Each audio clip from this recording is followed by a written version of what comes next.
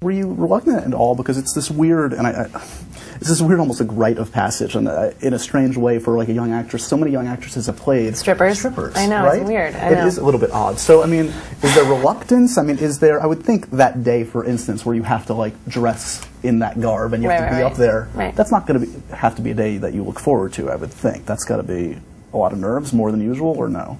I mean, I got rid of my nerves once I started. The day we started shooting, I was like so totally lost, like crazy. Like I was walking down the street in like a robe and fishnets, but I wouldn't tie the robe up. I just did not care. I was so comfortable and like just not afraid of anything. Thank God. But that stripper day, you don't see me strip in the movie, and I learned how to do it.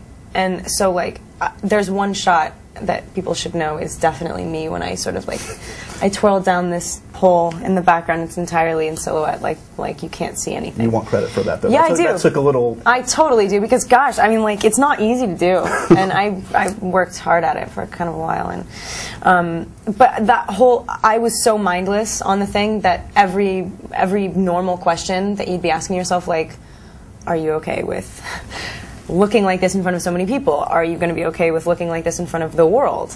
Are you, like, are you feeding into cliches? Like, it's so, for me, I mean, I'm not saying, like, what the result is, but the experience was so naturally found and, like, came from, like, the story was so important to everybody that it didn't feel that way, and I didn't think about that kind of stuff on set. I would not have been able to go through with it. It would have killed me.